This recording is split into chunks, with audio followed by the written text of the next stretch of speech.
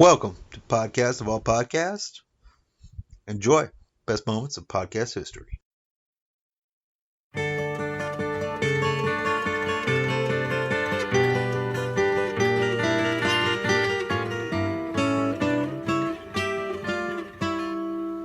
If I could save time in a bottle, the first thing that I'd like to do is to save every day till eternity passes away, just to spend them with you. If I could make days last forever, if words could make wishes come true, I'd save every day like a treasure, and then again I would spend them with you. But there never seems to be enough time to do the things you want to do once you find them. I've looked around enough to know you're the one I want to go through time with.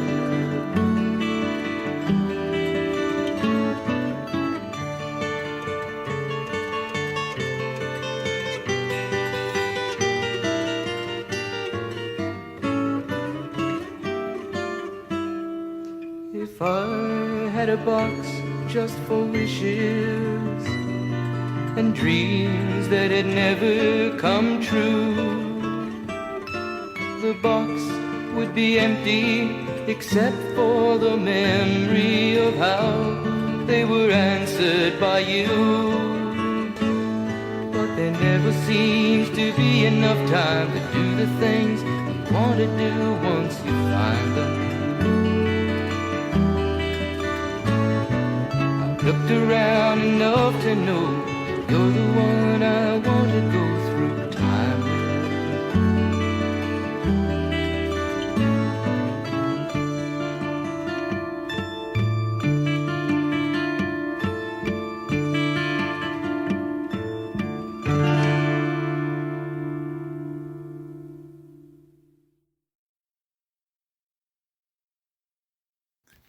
Duncan Trussell with Anthony Jeselnik. Slavery, and dishonor to us. What are your thoughts on that? With philosophy, I'm admitting something to you now that I consider myself to be an intelligent person. Yeah. When it comes to philosophy, I almost feel like I'm getting directions from someone. Right. That you're like, I can pay attention to the first couple. Yeah. You're like, go take a left on this street and then take your next right, and then I'm like, okay, take a left, take a right, and then I got to ask someone else directions. Yes, that sure. I just like tune out at some point. Yeah. That seems to like what I just listened to. I took away from it. Basically, it was saying religion is, even if religion is helpful at a certain point, it can become harmful. Yeah. As society changes. I used to be a hardcore atheist. I was raised Catholic. Yeah. Hated it from the beginning. Was like, I don't believe this, and was forced into it. Right. That I was an atheist for a while, and then I heard a word that I was like, no, that's what I am, is an apatheist. Whoa. That you don't care if there's a God. Like, because you'll be like, I don't believe in God. They're like, well, you can't know for sure. You're agnostic. And it's like, Right. I'm sick of this argument. Like, I'm gonna act the way I'm going to act, Right. regardless of whether there's a God or not. Right. I just don't care. That's cool. If I die and there is a God, and it's like all these things I've been told are true, I'll deal with it then. Right. But I'm like, and now having the discussion now, I'm just like, I don't care. But as a comic, you obviously hate hypocrisy, and I despise when religion argues from a place of privilege, where they're like, well, we believe in God. So it's like, no. Like, imagine this, like, Jesus thing doesn't exist. Yeah. Now what? Like, start from scratch and prove this to me that you can't argue from a place of privilege. That's what that clip said to me. That clip is from the Satanic Bible. That's Satanism. And I was watching your wonderful comedy special that you shot in San Francisco. And I thought, oh shit, is Anthony a Satanist? Because that's where of course, Anton LaVey, the Black House was. And are you a Satanist? I mean, I don't care enough to be a Satanist. Like, I once interviewed a Satanist on my old TV show. We would do like religions, and we did Satanism, and got this guy to come out and talk to us. And it just seemed like I mean, I don't want to belittle them, but wonderful people. I mean it. They're wonderful people. And I hate, like, there's a lot of people who are like, I'm an atheist, you guys are dumb, and I hate that. I hate that. That's an atheist arguing from a place of privilege, like, and just being smug. Right.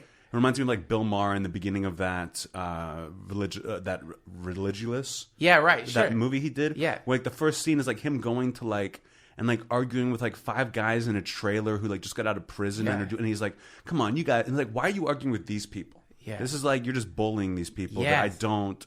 This is off-putting to me, and I agree with everything you say. Right, man. Yeah, that's cool. You are an anti-bully person. Mm-hmm. You're kind of heroic in that. You slam down the hammer on bullies. I'm heroic for so many reasons. I think you are. Can I tell you the reasons I think you're heroic? Please, I would love to hear Okay, this. Great. So here's one of the reasons I think you're heroic.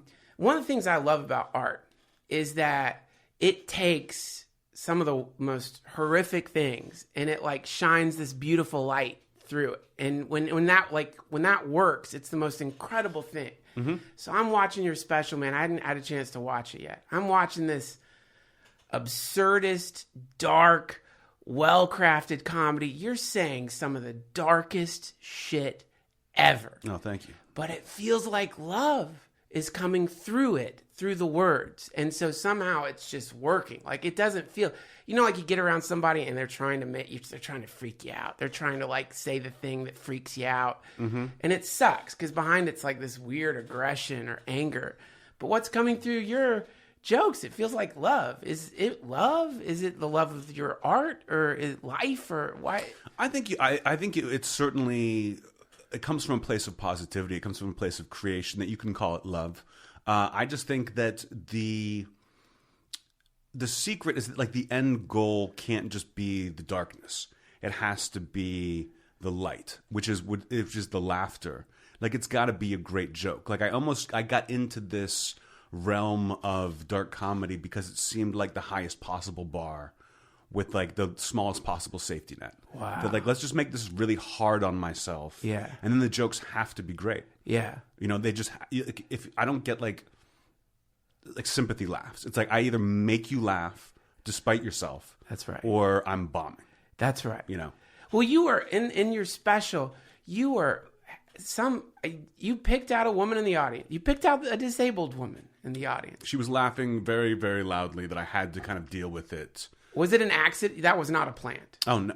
I love when people think that things are plants. Like I would pay someone to just laugh really loud. Like I'll take questions sometimes, and people are like, "Oh, you planted those people." Because I have like a good comeback, and it's like, you think I paid someone to sit in the audience and ask me if I waxed my asshole? Like this is like people say the dumbest stuff. That like, no, that was not a plant.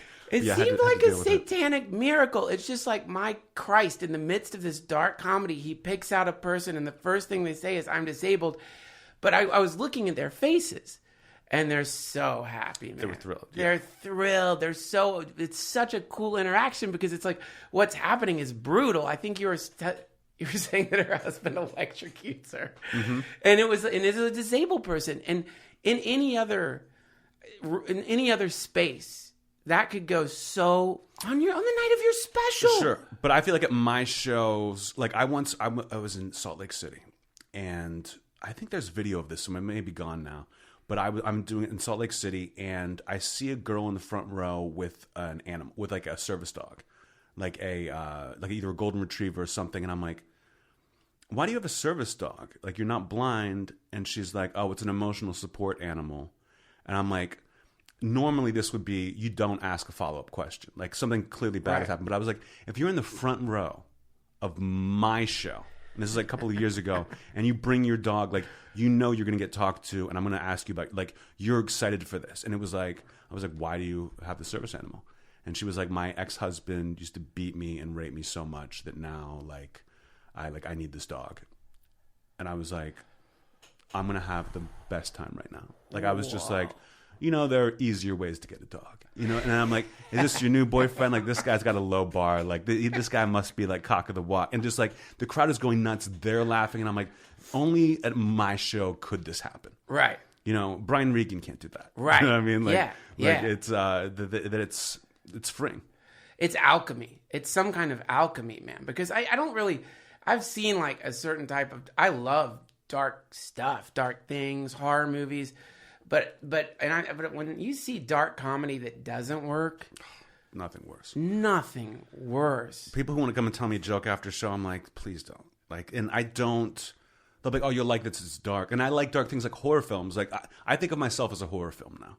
I used to think of myself as a kind of a musician, and like I'm making music. My jokes are music, but then I realized that was wrong. That like I'm much more of a horror film where like, yeah, these things are fucked up, but if you buy a ticket to a horror film, you come for the scares. You come to feel something, to feel horrible. And then feel good again. That's it. That really helped me to relax on stage. To be like, oh, this is like I used to. I don't know if I'm getting off on a tangent. I used to like. I would take out jokes sometimes. Like I would be at the Comedy Cellar in New York, and I was like, oh, I'm on the 7 o'clock show. I can't open with this joke. And Jim Norton once pulled me aside. He was like, hey, you're a movie. Like just play the movie. If you see a movie at 7 o'clock or at midnight, it's the same movie. That's like don't change it for people. And I was like, yes. Like, I love that advice. That's perfect. That's really good, man. And, you know, once I got to see... I don't know. What do you think of Carlin? What do you think of George Carlin? I liked him, appreciated him, but wasn't like a Carlin head. Right. You know, like, don't go back and listen to old albums. It's like a lot of complaining. Yeah. Which is what I despise. Like, I can't... I lose respect for you if you're just up there whining. Yeah, sure. And it seemed like he was always doing that. Yeah. So I have respect for him, but I'm not like, I'll remember this bit. I figured that's what that was your thoughts on him. And Alan's like a big Carlin head, but I got to see him he would come to work on his HBO specials in the main room of the Comedy Store, and I got to see him live. And I realized as I was watching him that he it's like what you're saying. What he was doing was very dark, and it was sad because it's like, okay, it's like when I went to see Devo. I'm like, dude, they're old now, and Diva's going to fucking suck now, and it's going to be really depressing, but they were great. I went to see Carlin, it was the same feeling, like, man, I hope he's still what he was in the past. And he opens up with the cheesiest fucking, I don't remember what it was, some shit stock joke, man. It was like really bad, like doddering. It was like, oh God, not only is he not funny anymore, he's like senile or something. But then, like 2 jokes in, he's talking about his dying wife's cancer screams. And Anthony, the difference between what he was doing and what you're doing is what he was doing, I wouldn't call it comedy. It was something else. It was some kind of like necromancy, some kind of like sadistic, but it was working because he's very charismatic. And It's just like what you're talking about. It's like he did this artful thing of like very slowly pulling the rug out from under the audience. And then like 30 minutes in, you are in a horror movie. You've been captured by a wizard. You're being assaulted. You're being like really, really, really offended, which I love to get offended. Oh yeah, I want to be shaken. I want to be like like I want art to make me feel something. Yeah, you know, like I don't care what it is, but make me feel something. It's so tough to do. Yeah. Have you ever heard the story of Carlin's? He shot a special that never got released called "I Kind of Like It When a Lot of People Die." No. George Carlin recorded a special where the final. Chris Hardwick with Guy Ritchie. Great. One system, you have this autonomy in that system, and it sounds like you're trying to figure out how to take the way that you are when you're on a film set and apply that to the rest of your life. And how do you do that? That's exactly what it is. How do you apply those rules to the rest of your life? You see, when I'm on a film set, I'm wearing a hat. Mm-hmm. Now, when I'm out in this world, am I wearing a hat? So it was a hat on a hat on a hat. And I'm never clear about when it's on, when it's off. And then I'm objective when I'm on a film set. I'm not objective when I'm off a film set. But then some people are.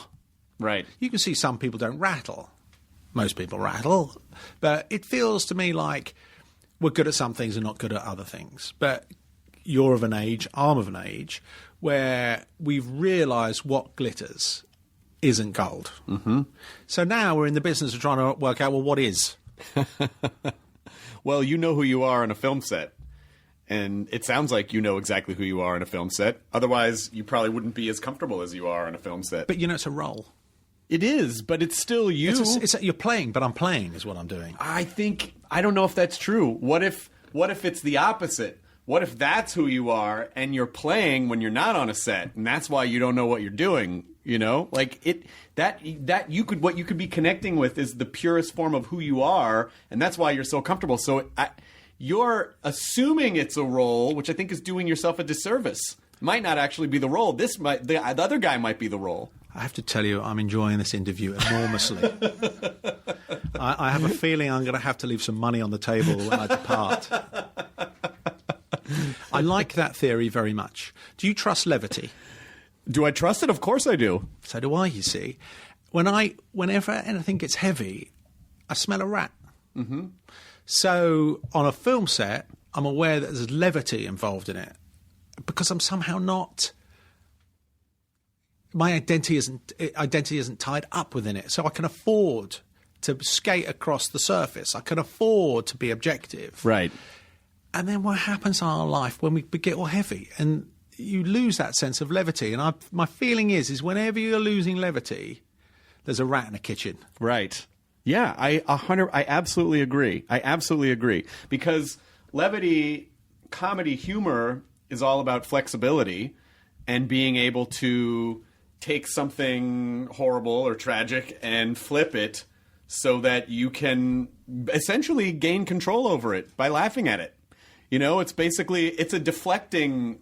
It's a corruption, really, of the apparent spell that you're under. Right. So what happens is when, and by the way, that there's you can outfox yourself on this one. You can make a joke and it may not be funny. Right. It's coming from a part of you that actually is trying to make little of something rather than corrupt the authenticity of the narrative that you're hearing. Mm-hmm. So you can feel the difference when someone says something that's funny and witty that corrupts that heaviness. Right. And I like that. Yeah. Well, I feel like that's, it's a survival mechanism, it's a survival mechanism, and it's also a community building exercise. When people come together to find something and they all find something funny in common, that's basically a way of saying, we're all part of the same tribe. We're all safe.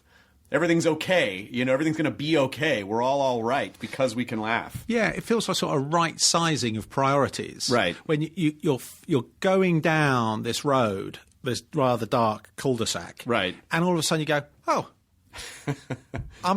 that's only a roll. Right. That's only a hat that's taking me down. Right. That cul-de-sac. What seems to happen is the levity corrupts the authority of the hat. Absolutely. And you just lift up and you go, yeah, but my identity isn't threatened by it. Right.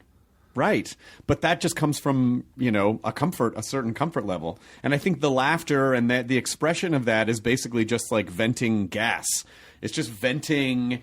It's like okay, it's going to be okay. Yeah, it's a trope in narrative. What you do in narrative is you wind it up, and then you have comic release. Right. So it is a release of sorts. So what we do in narrative is find tropes that are consistent with our personality outside of the narrative. It's a narrative reflecting a narrative. Right. So if you're coming back to the Kingsley story, you're coming back to it's both an individual story and a collective story. Mm-hmm. So everyone's on this journey, and I can't help but feel that Charlie Hunnam, who's the nicest guy in the world, such a sweet guy, and he's more than nice, he's smart. Yes. Right, so he's got all sorts of interesting components creeping around inside. And he also has this really great accent, which I can't quite put my finger on. I can't figure out exactly where it's from. It's Geordie. It's hard. It's mesmerizing. Yeah, it's good. I love him. Yeah, I tell you, the more you work with him, the more you love him too. And I can't help but feel that Charlie is on the journey that King Arthur is on the journey. Charlie's smart enough to be like, if Charlie becomes a massive movie star, I would trust that Charlie Hunnam would not be corrupted by being a massive movie star. Right. Well, and that's the danger, because anything that's ego, that can be ego-based, is really dangerous, because the ego stuff feels good and it's alluring and it's the siren that's pulling you into the rocks, like it's so how do you, I say this all the time to my manager. If I get rattled about something, I go, I'm pretty sure this is an ego thing. I'm pretty sure this is ego stuff. And I'm admitting to you right now that this is probably dumb and it's just my ego and really old issues that I have. And I hope he understands what I mean when I say that. Oh, I understand what you mean when you say that.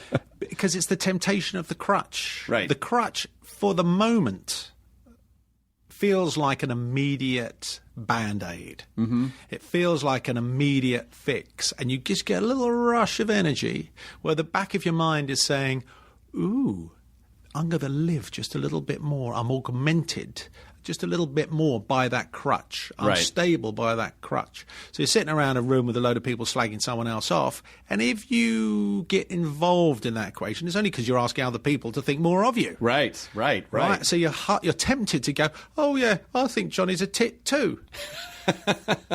And then just for a second you just go, you drink in. Well, there's a chemical shift that takes place within you where what you're thinking is happening is a little round of applause where everyone around you goes, oh, good, Johnny. Oh, good, Fred. You're one of us. Right. And you're accepted by the group. You're completely throwing all of your authority outside of yourself onto the table and you're asking them to tell you who you are. But in that moment, it feels good. Boy, you know what, though? The other side of the coin is the person who... Because I'm so interested when people are just naturally magnetic, and you go, "Wow, that person! I don't know what it is about them, but boy, I just want to watch them and listen to what they say." And like George Clooney, like anyone. And then some of it, I think, comes from when someone doesn't need you, they are attractive, and they're attractive because. I think it just goes back to old survival things like, well, that person has an answer that I don't have. They don't need me. They must have dominant genes. And then, but the other side of that coin is, what if they're a sociopath? Like, is someone who is a sociopath technically free because they don't really even understand or appreciate that other people have needs? Like, at what point is that freedom, antithetical to human interaction and being a part of the human story? The curious thing is, you and I think in a very similar fashion because I've been thinking a lot about this situation recently. And here's my theory on it, is that once you see someone as independent, right? So the very thing that you're talking about, you go, oh, look, they've got some magnetism about it. They are giving off an air that they need nothing from you. Right. And because that is what is radiated from that personality, you are drawn to it because you sniff some strength within it. Mm-hmm. However, simultaneously, it's also attractive because that person is now safe, because that person doesn't want to exploit you or manipulate you in any way. Right. So you feel predisposed to lean into them. Sure. Because you know they want nothing from you. Right. So what we've got to do is the same thing. But because we are trying to manipulate others through charm, looks, intellect, or funny jokes, right, we're looking for a little bit of a kickback. Right. a little palm. A little backhand. Yeah, there. here you go, hey. And we can sense it. Mm-hmm. The old intellect is doing a little bit of calculation, and you go, oh, I know what you're up to here, brother. And sometimes it can be very sophisticated. But somehow you're not as attracted to that person as you are attracted to the other person, because intuitively you've worked it out that that person is trying to manipulate you for a sense of self, right, where the other person is self-contained. Right. So I don't subscribe to the sociopath thing because that's a different thing. Dax Shepard with Charlie Day. And he wasn't always that way, but the last 5-6 years, he kind of stepped out and stepped back in. Just because I think he'd be the first to tell you, he's not a writer. It's not what he... Right. But he actually, I think he's a great writer. He always has a perspective on it that either Rob and I have missed that I always think makes the episodes better. But usually the process is, let's say we'd take an episode idea and I can only think of old ones right now. But, Rob wants to do one thing. I want to do another. We kind of take the room and we beat those episodes out. And then we sometimes assign a writer to go write the draft. But really what ends up happening is Rob and I usually sit through every draft and... On a computer. Sometimes, making this season, we threw out a lot of drafts and just started from scratch. The two of us said, okay, what does this need to be? Right. And lock ourselves in a room. And... Who's typing? We take turns. You do? Yeah. Okay. Yeah. And you... split the typing. Okay, and you've written a bunch of other things. Yeah. And do you prefer to write with somebody? I prefer to write with somebody, only because I get stuck on my own. And, right. Also because it's just lonely to write on your own. Yeah, it's miserable. The doing is is the life, not the product, you know? So, Right. So that, you know, when you're writing with someone, that process is good. But I like to write with someone for a while and then be left alone to write for myself for a few hours, then come back and write some more. I don't know. Every single one's different. Right. Okay, so really quick, back to, you go to college and then you got into acting then. And then did you move to New York? Is that what you did? Uh-huh. Right when you graduated? Yeah, just went straight there. And you were on an episode of Law and Order. I did get on an episode of Law and Order, yeah. And wasn't Rob also on an episode of Law and Order? He was. I just think it's a weird thing to have in common. Yeah. Well, no, because everyone was on an episode of Law and Order. Oh, Yeah. really? When you were in New York, that was like one of the few things. And you would go in, if you had an agent and you were in your 20s or whatever, and you were auditioning in New York City, Law and Order was just something that always needed like, you know, a guy moving boxes. They are going to come up nonstop. Right. I remember actually going in for commercials too, and I remember being in a with the Verizon. You know the guy who does the Verizon thing? Yeah. Can you hear me now? Yeah, I remember being with him when he had just got that, and he was like, "I just got a call that like just got a call Oh, wow. that I got in this Verizon commercial. It's going to be a big campaign." And I remember thinking, "Man, I don't want to do that," because I had this sort of like mindset of like, well, I mean, I got to do some commercials to make the money, but I don't want to be stuck as like the Verizon guy. Yes. But I'm sure he doesn't give a shit. He did great on that. I did a direct TV commercial, I think, a few years ago, and it was the greatest thing. I worked for like a week.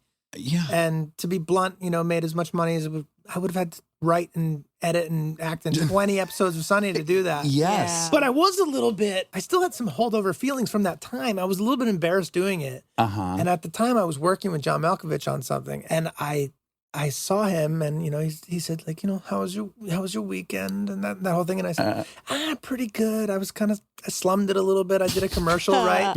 And he looks at me and he kind of nods. He goes, And so I asked him, I said, you know, have you ever done any commercials? And he looks at me again and he goes, I've done hundreds of them. You know, and I told him that I like sold my soul, and he goes, you don't sell your soul, you rent it. And I'm like, all right, that's great. And then I feel like he gave me like a blank check, because to me that he was like, that's what an actor's actor is. Yeah. You know, Yes. Steppenwolf, the whole thing. I idolize the guy; he's the greatest. So he just gave me a blank check to really The reins were off. pour myself out. It was great. I don't know when and how it changed, but it did change. Now it's Well, totally Brad fine. Pitt was in that Heineken commercial. I'll never forget that. I'm like, wow, Brad. It must have been. fucking Pitt. Thank you, Brad. Thank you, Brad. Yes, you opened You up the kicked down the doors for those of For us us who to could make use the easy additional money. income. We could use the easy money. So you guys were kind of put on a blind date, right? You were arranged to meet each other, you, Glenn, and Rob. You know what? I met Rob on an airplane. We were both being flown out to test for a pilot. So it was like a Fox pilot. I think it was called Mather House or Mather House Rule. No, Mather House. And it was like college kids in college, or whatever the plot was. I'm trying to get laid, I would imagine. Yeah, trying to get laid, whatever it is. Yeah. And Rob and I were both testing for the same role. Oh, really? Yeah, I think of like the crazy college guy. And I was like, I got this, dude. He ain't gonna get it over me. But we just like, you know, said hi on the plane.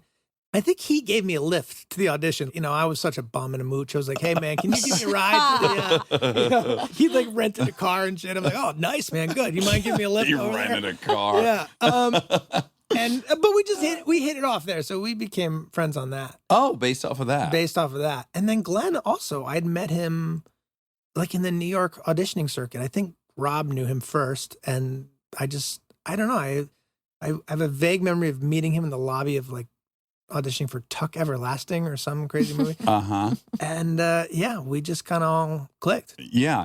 So the model that you guys started with at FX was basically, if I understand it correctly, you guys are going to make this show for $0 and we're going to pay you $0 to be in it, but we're going to give you some ownership. We're going to give you a lot of ownership of this show. Yeah. Which is unconventional at that time. That wasn't like what anyone was aiming for per se.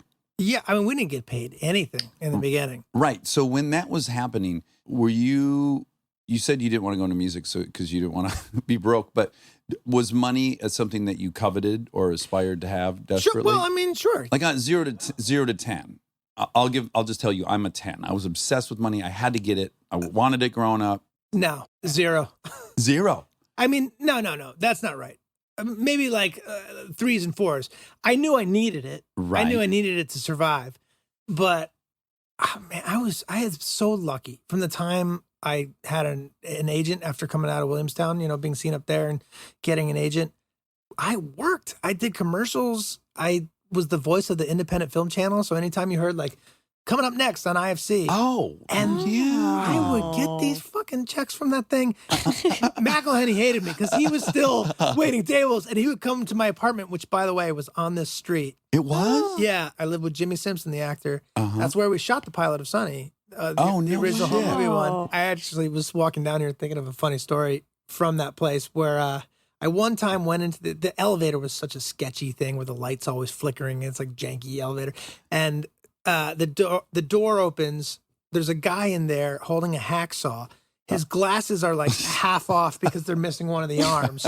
He's breathing heavy. He's got a wife beater and like a hairy like ape body. And he goes, "Get in." And like a lamb to the slaughter, I step into the elevator and watch as the doors shut me and just wait for this 300-pound man to just hack me to pieces. And instead, what he does is he goes, "I'm the new superintendent of the building." I'm like, "Oh, thank God." And he goes, "I've noticed that you're in the Screen Actors Guild." What? I'm like, how did he notice? He's been checking my mail. Yeah. I'm like, yeah, in the guild. And he's like, "I got a screenplay for you." Oh. And he gave me a screenplay, which was unreadable. I mean, he could barely form a sentence, never mind like a 3-act structure. But sure. But anyway, that's a little sidebar, that great building down there. But I was so fortunate that between the commercials and the independent film channel, I was making money. Yeah. And I was the kind of guy that once, if I had $3,000 in the bank, I was like, I am the richest man alive. So I always felt as though that's a great disposition. Yeah, I was never like striving for more. I just didn't want to lose it. So I wasn't blowing it on flat screen TVs. I was like, I have $3,000. I can live on this forever. Yes. The stupid thoughts like that. And then so Rob would come over and he would see my pile of IFC checks on my keyboard and he's like, "Come on, man, just go to the bank." I'm like, "I gotta walk all the way down to the bank. I'll get around to I it." got plenty of time. I got $3,000 to live off of. Yeah, so I wasn't driven by money. I was driven by wanting to be someone great, make something great, make great things. Yeah, be someone that someone said, "Oh, now that's a great actor or that's a great writer." That's what drove me. Which sadly, I think, is I just desperately wanted someone to love and approve me, like all actors. But yeah, of course, all humans. And then later, it became money when I actually started to make money. Where I was like, "Oh, now money's good." Right. Also, if you would have knocked on my door and said, "I'll buy this whole dream from you," you would have done for $4 million. I wouldn't have done it. At 28, I still hadn't made a dime acting and been trying for 10 years. I would have been like, "Yeah, I should probably take that safe money." I think. No way, really? Yeah, I don't know. I feel like maybe I would have. Yeah. See, I think if someone had said, "You'll be able to afford like a modest house and a decent living, but people will love your work everywhere," that would have. I would have taken that too. Yeah. But I had zero. But that's a pretty good deal. Yeah, that's a really good deal.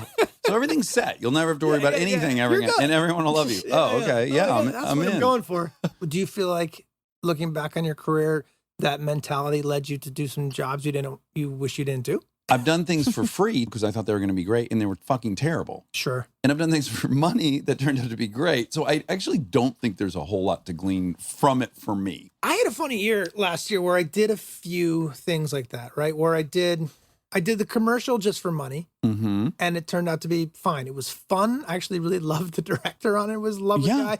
And it was quick and easy. I did a sort of more commercial movie that was, I wasn't thrilled with the script, but I was like, I'll just do this.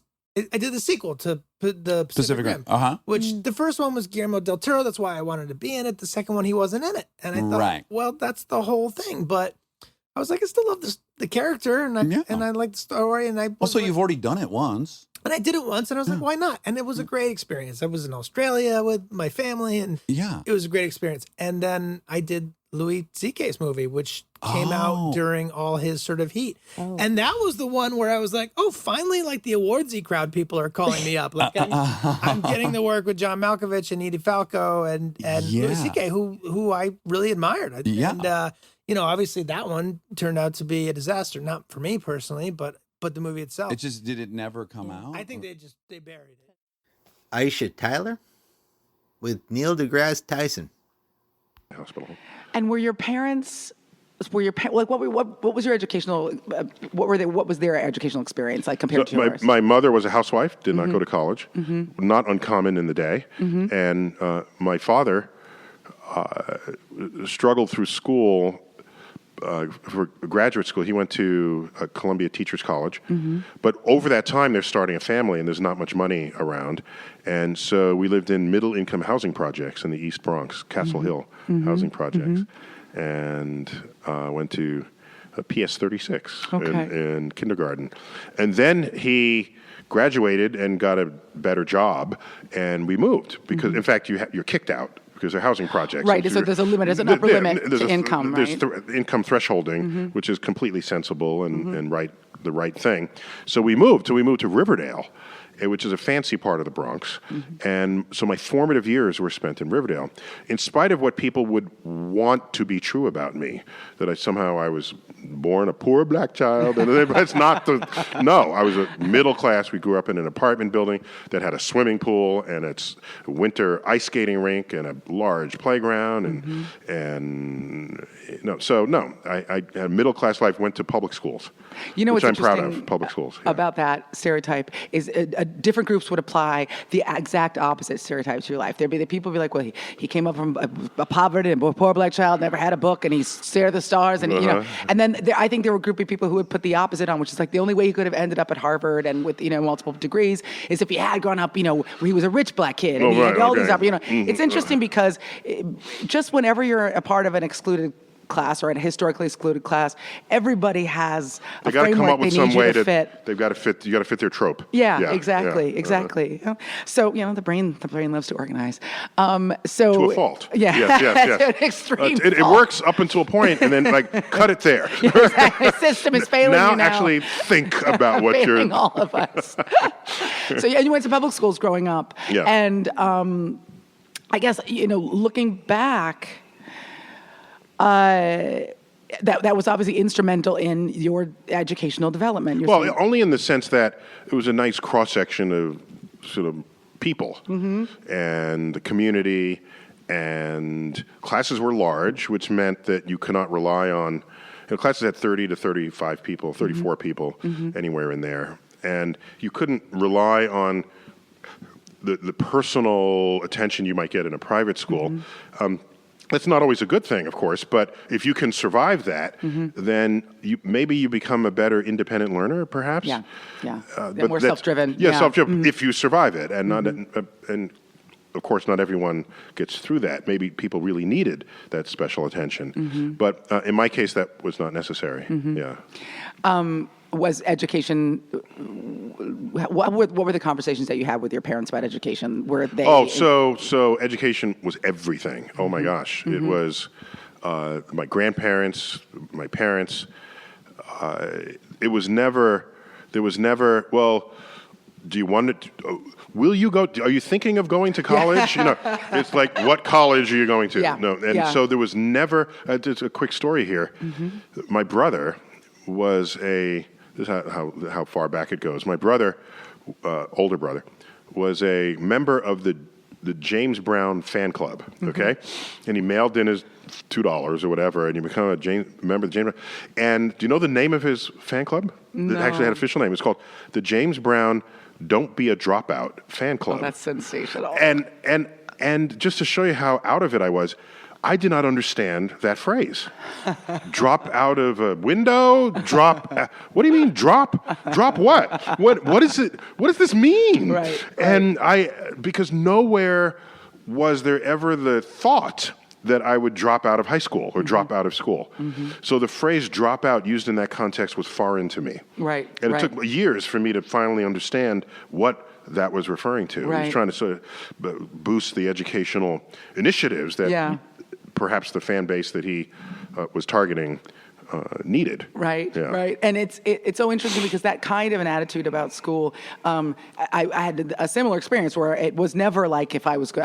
It was where was I going? I mean, it was what school? What school are you going to? Yeah. And I think As a result, because that is your end goal, and not even being an apple polisher, just if that's your goal you have for yourself, then it is about like, how am I going to excel? And how, you you can strategize how you can do it and over what pace. And I mean, it can have a profound effect on your life when certain trajectories are already built in to your life's expectations. And so that's the aim high concept that I think there's some people. How's that saying go? If you play to win by 1 run, you lose by 2 runs or something. Right. Oh, okay. There's some expression that the coach tells you. Yeah. That would be a baseball analogy. but so yeah, if you aim high, as they say. Shoot for the stars, and if you miss, you can just hang out at the moon. Just kick it at the moon for a while. Kick it at the moon for a while. Very scientific. Yeah, exactly.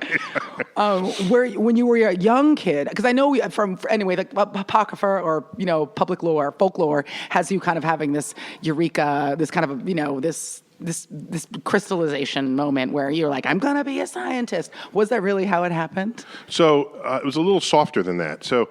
There was my first encounter with an actual night sky. Actually, it was because you grew up in the city. There's no night sky in the city. Yeah, and there's no mystery. There's nothing up there. No, when nothing. You're in a city. There's nothing. Yeah. There's not even haze. Yeah, it's and back then there was also a lot of air pollution. Built. That's how old I am. Apartment buildings burned garbage. Oh my gosh. As a means of disposal of trash, and so there would be soot coming out of not only the smoke from the burning garbage, but soot. Yeah. Soot and ash that would actually land on your clothing. Oh, God. By the time I walked home from school, and you would brush it off your shoulders, and then before you entered. And this was just life. You're not even thinking that that just is. Yeah. It's not, is this bad? No, it just is. Exactly. Oh, the ash. It's one of the is of life. Yeah. And so there was air pollution as well as, of course, light pollution. And so you can't see anything. You see the moon, 5 stars, a dozen stars at most. So to go into the Hayden Planetarium, which is the local planetarium to me in New York City, and the lights dim, the stars come out, and it's true. I just thought it was a hoax. Like, how can this possibly be real? This is not that. I'll go along with the hoax, but clearly this is not any universe that ever existed. And so, but to learn that was real was the watershed moment of my life. And the in the sense that I didn't know anything about I wouldn't care about anything until then, and I cared about the universe. And as a kid, you do what feels good. You're not really strategizing yet, and it would take a couple of years. By age 11, before I would recognize that you can make a career of this and become a professional scientist. So from age 11 onward, I would know. I would have the answer to that annoying question that adults ask children. What do you want to do? What do you want to be when you grow up? And I say an astrophysicist. And that pretty much shut him up. That's good. That's a good answer. Aunt Matilda's one. No, Aunt Matilda is not the astrophysicist. So it really it gave me certain peace. Quiet time after I said it, because there was never a rebuttal. Right, and also, it's ambitious as hell. It's like, okay, kid, you got it. You got it. Then I don't really even know what that is, but it sounds good. Sounds good. It sounds meaningful. It sounds good. And so this, and there was a friend of mine who owned a pair of binoculars, and in this time he offered to show me the moon through the binoculars. Now, just to show you how citified I was, binoculars, you don't look up with them. You look in windows. It's not we're looking up. Or you take it to a sporting event, and I just never even occurred to me to look up. Yeah. Because there's nothing up there. Yeah. Okay, the moon is there, but I can see the moon. Right. Why do I need binoculars? I got my eyes. And so you look at the moon through binoculars. Oh my gosh. Yeah. There are mountains and valleys and craters and hills. Joe Rogan with David Goggins. Do shit. My instinct was, we gotta fucking go out there. Anything that was fucking horrible in my life that I would normally say no, that was inhumane to most people, I had to go do it. And I started callousing my mind at this point in my life. And I lost the weight. I lost the weight, and I went back to recruiter. I got into that class, and I went through 3 Navy SEAL Hell Weeks in 1 year.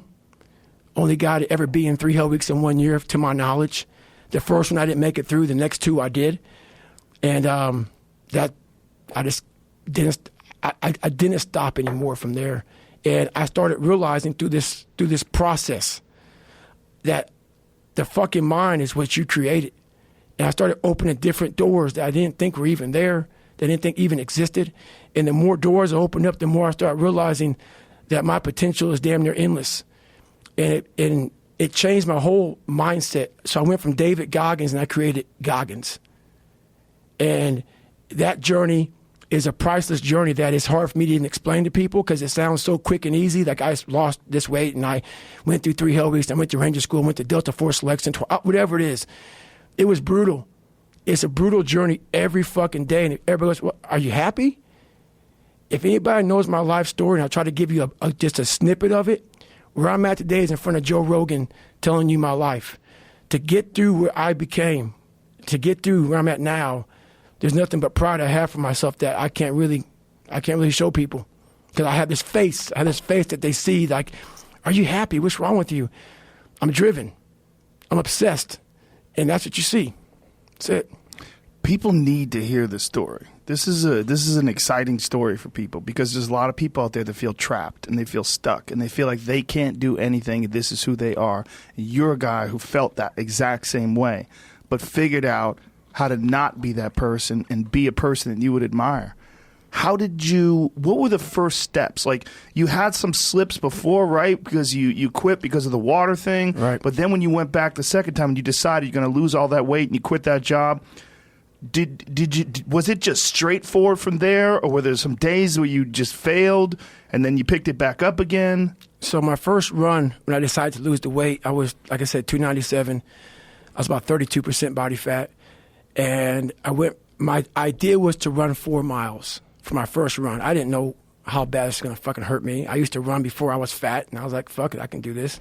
I ran a 1/4 mile and walked home. I walked home and sat on my couch and cried.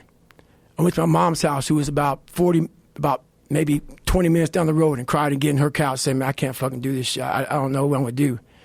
I just got somebody pregnant. My life was just fucked. I was making $1,000 a month. My rent was $810 a month, and my mind just kept fucking with me.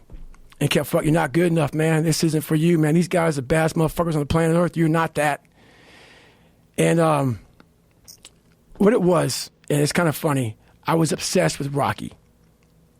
Rocky 1 in particular. And when I was a kid, I'd come home every day and I watched this fucking show, Rocky. And I would fast forward with the little VHS tapes to round 14. Round 14 fucked me up like nobody's business. Why? This song came on. When I bought the pull-up record, I listened to the song for 17 hours. It's 2 minutes and 13 seconds. And I'm able to visualize and dream like nobody's business. And I know that I can create a vision that many people can't. And I work for it. So the vision I had was when Apollo Creed beat the fucking shit out of Rocky, beat the shit out of him, he kept fighting. He was a dumb fighter. Couldn't read, that was me. Couldn't read, couldn't write, just punchy, everything about him. And Rocky Apollo beat the shit out of him. He was in that corner and everybody was saying, stay the fuck down. And him getting up, Apollo Creed raised his arms up in the fucking air, turned around, thought he won the fight. He turns around and sees this guy getting up, and it was the face of Apollo Creed that changed my life. The face of Apollo Creed. It was like, just by that motherfucker getting up, not winning, just by him getting the fuck up, Apollo Creed was champ. He's the best. Rocky had taken his soul. Had literally taken his soul. His head goes down. He looks at him like, what the fuck are you? I wanted to be that. Not Rocky. I wanted to be the guy that people looked at. I don't care if you liked me or didn't like. I don't care. But it said, this motherfucker is going to keep coming after whatever the fuck is in front of him. I wanted that. I wanted that worse than anything in the world. So that is, I kept picturing me falling down and getting up, and every motherfucker that called me nigger, I was dumb. Even myself, I wanted to feel something besides defeat. I wanted to just go the distance. And that going the distance pushed me to a point of where now I go way past the distance. So you go the first day, you run a quarter mile, and then you walk back home, and Right. you're upset. How do you move forward? So basically what I did was I came home and I had a chocolate milkshake. I sat down and I gave up. I said, this ain't gonna fucking happen, man. I gotta lose 106 pounds and I can't even go a quarter of a fucking mile. I started being able to take negative shit and be happy. And this whole, I say what if a lot, it sounds corny and it sounds weak, but it's true. One of the recruiters said there's not many black Navy SEALs. Matter of fact, I was the 36th African-American SEAL in history. It's in over That's 70 crazy. years. Because of the fucking water, you know. Right. I mean, people get mad at me. It's fucking true. Just get over it. And so I was like, man, what story would it be if my fucking fat, dumb, lying to be friends with people, insecure ass can overcome this shit? And that what if mentality, like that dreamer mentality, just would always fuel me. It would just fuel me, man. What if I can be a SEAL, man? What if I can go from running a quarter of a fucking mile, now I run 205 miles. What if I can go? What if I can go? And what if, how would that feel if I'm graduating? Because I'll never forget at the graduation thing I was talking about, 224, like the video I sat down and watched. This commanding officer stood up and he said to the graduation guys who are graduating buds, like 18 of them, he said, we live in a society where mediocrity is often rewarded. And he went on to say something about these men detest mediocrity. And I wanted to be a man that detests mediocrity.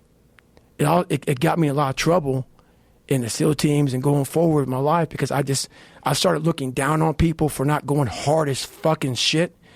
And I started to create different things, but that's for a different day. But I just believed that, my whole mind changed.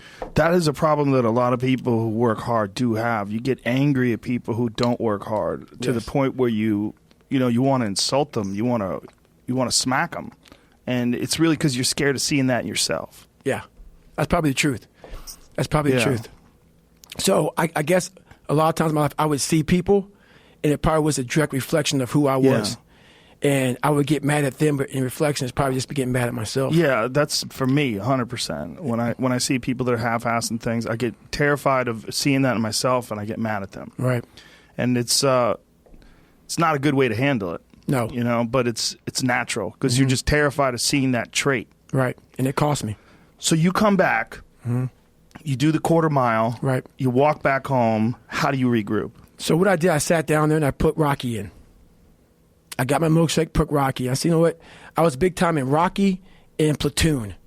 Why Platoon? I love to see people who were getting beat down, and there's scenes. There's scenes that just drove me, and people in my Hell Weeks, I was in 3 of them, they'd always hear me singing these songs, humming these songs in torturous situations when everybody's quitting this fucking code. I would be somewhere gone. Somewhere fucking gone, and somewhere fucking dark as shit. There's a scene in Platoon when Barnes shoots Elias, and, they think Elias is dead, and the choppers are taking off, and Charlie Sheen's asking, Tom Berenger, where's Elias? Where's Elias? William Dafoe. Oh, I found him back there dead somewhere. And through the woods, the Viet Cong is chasing Elias through the woods, and they're shooting him in his fucking back. And all he wants to do is get to the fucking chopper. He's getting shot in his back. He's getting up. He's getting shot in his back. He's getting up. And you see this guy just fighting. I love the fucking guy who just fucking fights. And so I put these things in as reminders that you're going to have to fucking suffer, man.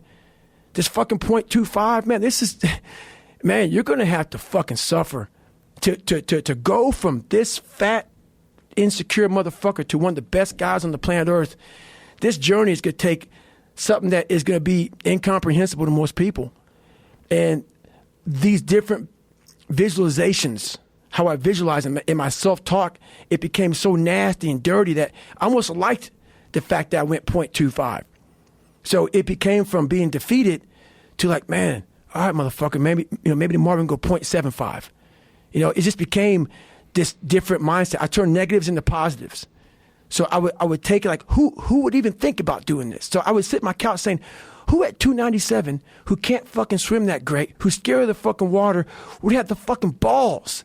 Who had the balls to fucking man up, quit a job, and go and just put everything on himself? So it's how I started talking to myself and putting myself in a whole different category, and that would fuel me the next day, and I just kept using that as fuel. No one would do this shit. No one would do this shit. You're the baddest motherfucker around. You're the baddest motherfucker ever lived. And I just kept fueling me with the right kind of message that I needed to hear that I was never telling myself. And through time, it became reality to myself. So you start out on the first day, and then do you start running again the second day? Yeah, the second day we're right back after. Thank you, folks, for listening. Tune in next week for more podcasts of all podcasts. The Strokes, someday.